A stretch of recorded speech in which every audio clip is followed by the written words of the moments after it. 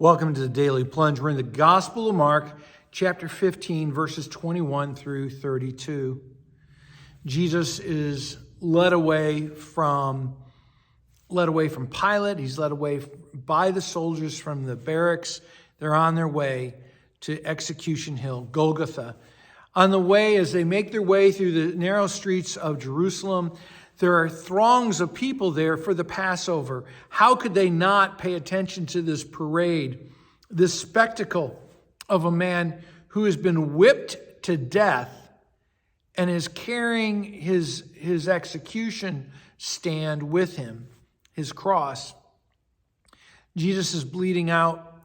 He doesn't have the strength. He falls, and the Romans press into service Simon of Cyrene. He is a Jew who lives on the North Africa Mediterranean coast. He's there for the Passover, and he's been pressed into something that he didn't expect. Now, we're told that he's the father of Alexander and Rufus. Why? Because Alexander and Rufus are known as disciples of Jesus in the community after the death and resurrection of Jesus. And Rufus himself is mentioned by Paul in Romans chapter 16. Now, they bring Jesus to Golgotha, and again, they just continue to mock and ridicule and hate Jesus. They offer him, wine mixed with myrrh, and the myrrh is supposed to help deaden the pain, which is funny because the whole purpose of the crucifixion is pain, and the myrrh wasn't enough to deaden it.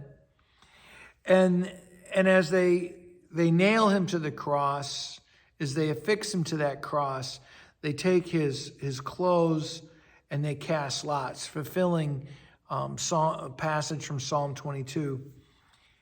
It's 9 a.m. when they start, and this is going to last a few hours, where Jesus is just hanging up there, dying an excruciating death. And the question, I think, is, why must the Son of God be rejected? Why must the Messiah be mocked and hated? He is scorned and despised. It says they crucified two rebels, two insurrectionists on each side. Luke says they're thieves, but the crucifixion was a political execution. So most likely they were thieves, but they were also rebels.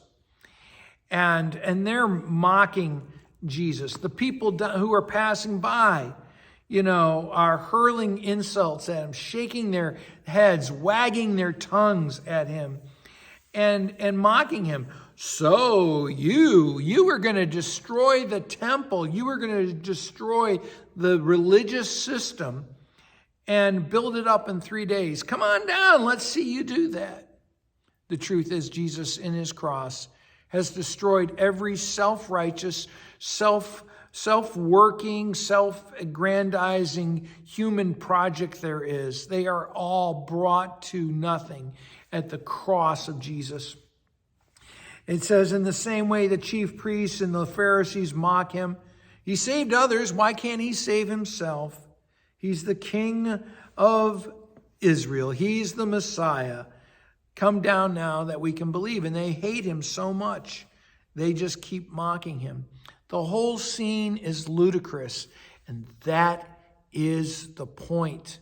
That God takes all our wisdom and just, God is mocking us in the folly of the cross. Well, thanks, friends. Have a blessed day.